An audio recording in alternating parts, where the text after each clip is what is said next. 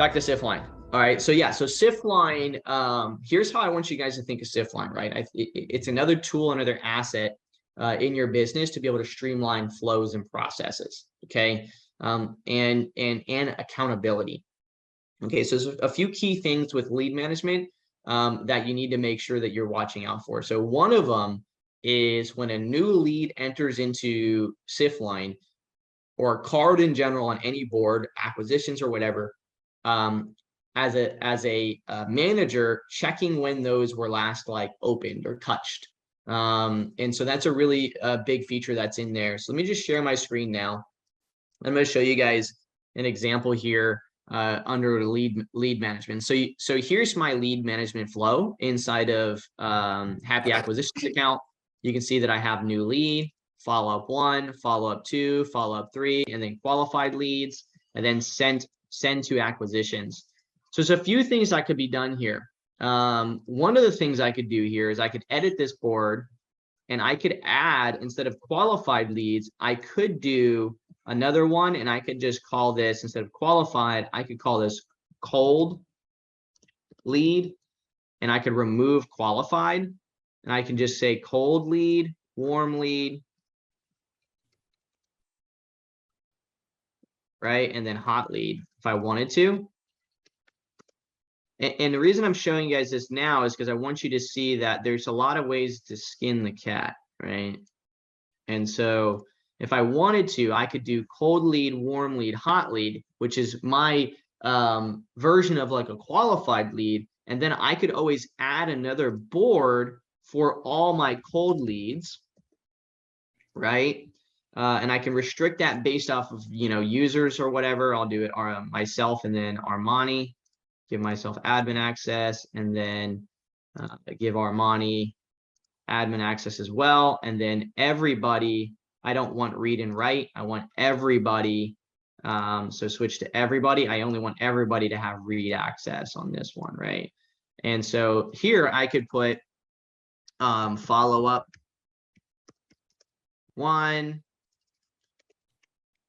follow up 2, and I can literally do this. How many follow-ups do I have in my cold process? We can just look. So let me open up my tasks, and then I could look at my presets here, go to my cold leads.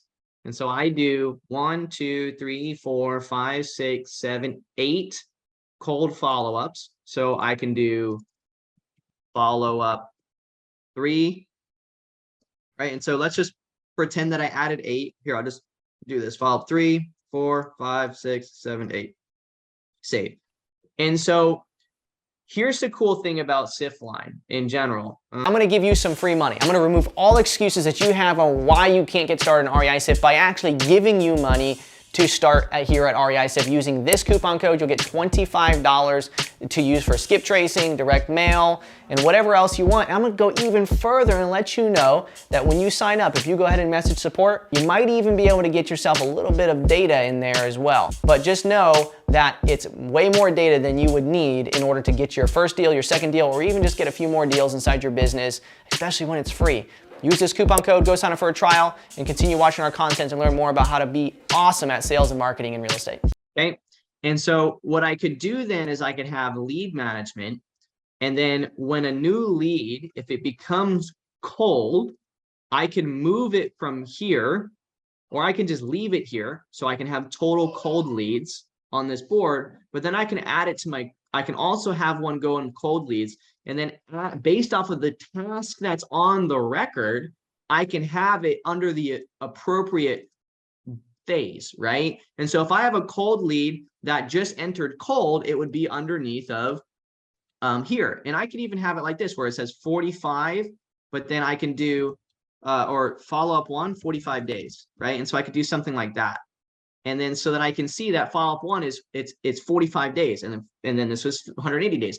And so based on the task that's on the record, I can visualize and just click on cold leads, and I can literally see where is all my cold leads in the 1 year of follow-up. Is it how many are coming up in 45 days? How many are coming up on 180 days, and so on, right?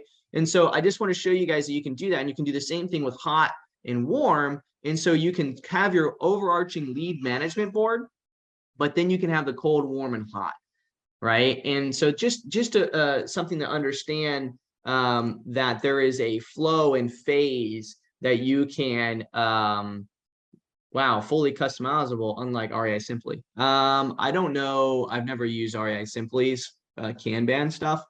But yeah, so I wanted to show you that because it's all about building a process. And so a lot of individuals can click on records page, and what a lot of people do is they just filter by their task due, right? So they do tasks and they'll say like due today, right? Assigned to me, assigned to Tyler, and click apply. And so I have a task that's due to me today right now for 722 Newport, and I would open this up and I would complete my task and I choose next arrow. And so we have a lot of users who are using Siftline, but they're still using the records page to process the tasks. Right now under Siftline, you can click here and it shows the tasks that you have due today and stuff. But these, if I click it, it's going to open up to the records page, not the Siftline board. That's something that we need to update because we realize that that's kind of annoying. However, a phase can be related to a task. And so if there's a follow-up one that's needed, then there's a task on it, which means I'm probably going to need to follow up with those today. And so when you're doing with Kanban views, right now, let's just say, I'm going to jack up my board here, but let's just say I have something like this. Okay. If you're doing follow-ups, always start from right to left. Okay. Can anybody see why? Yes, you can have the same card on multiple boards. And I'm going to explain why. It's important that you guys understand, because right, duplicate follow-ups, right? So if I do my follow-up one, and then I say, cool, I clicked it, I called, I followed up, I added my next task, then I moved it to follow-up two. Now I have to remember which one I need to follow up with for follow-up two. Right? Is it Henry or is it Robert? And the more you have under follow-up two, the harder that gets. And so you want to start from the right, because you want to move everything from right to right. That makes sense. So I want to clear my follow-up threes and then my follow-up twos and then my follow-up ones. Does that make sense? And so to mitigate that, you could always add another board, right? If you wanted to, especially between new lead and follow-up one. But that's something that you need to,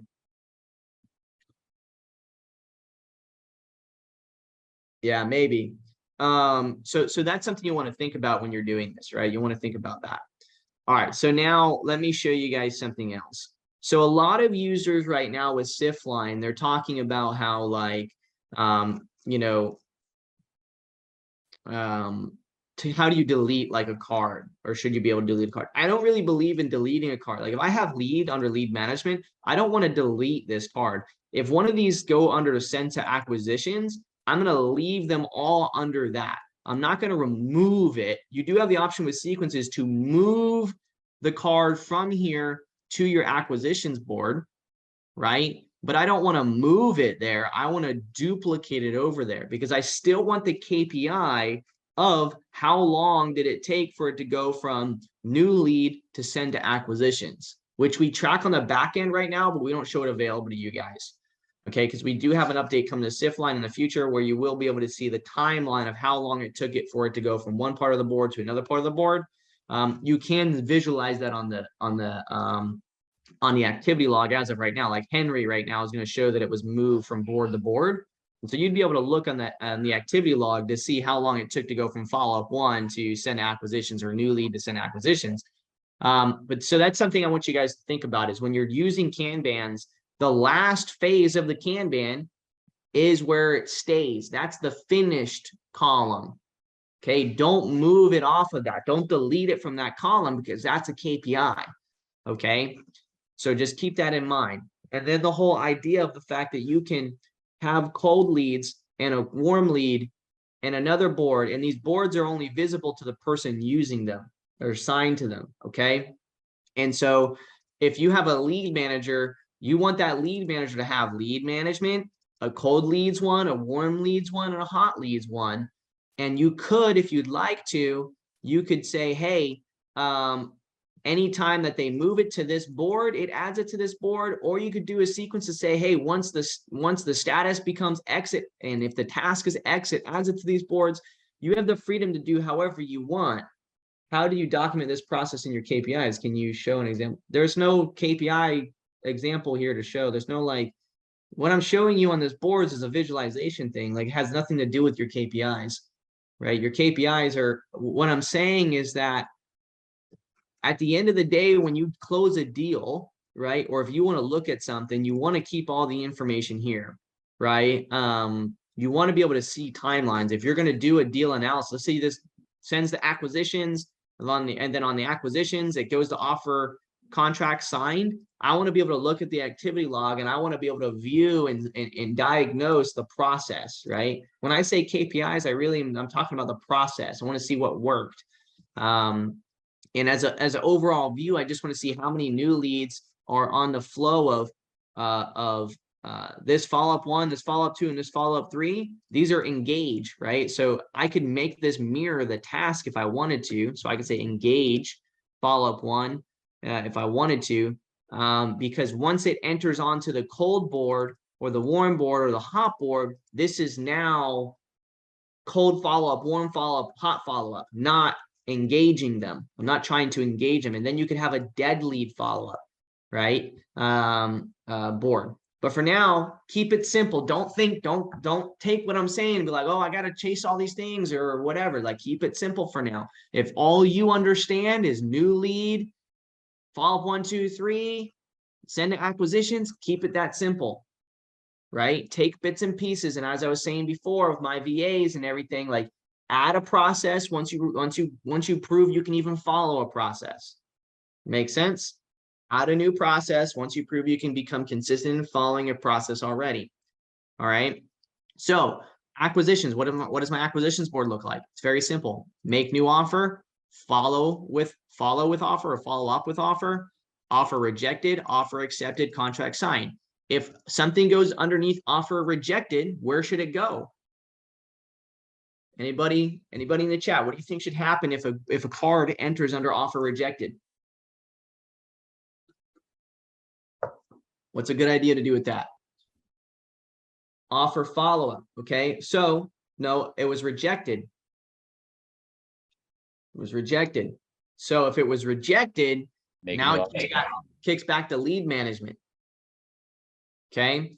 So if they end up rejecting an offer, you're going to end up doing your sales process on that. But if they legit reject it, like, hey, I'm not doing that, right? Then it needs to create a new one under either your lead management board or even another board that's an LM rejected offers follow-up, because you want to track those KPIs separately. The stuff that's received offers and is following up versus not received offers and following up. That's something in the future you're going to want a KPI to understand who's gotten offers and how long did it take a lead manager to kick it back for another offer versus a regular, new lead that came into the business going through that pipeline, right?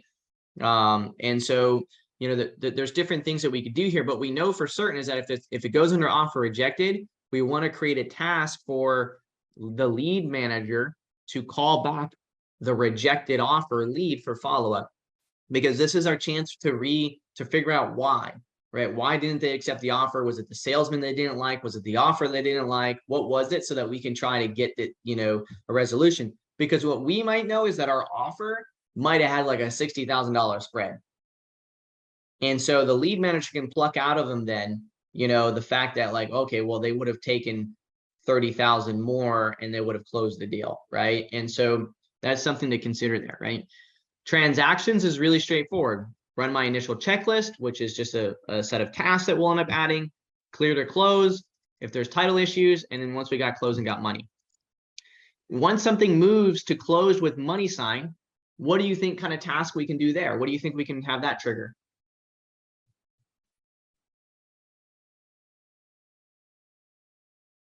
Yeah, doing a testimonial and stuff like that. That's a good one. For me, I'm thinking deal review, right? That's when I'm going to go back through and I'm going to analyze everything we did. When did we get the record? When did we get it first marketed to? Once we got it, marketed to, when do we, what happens next to,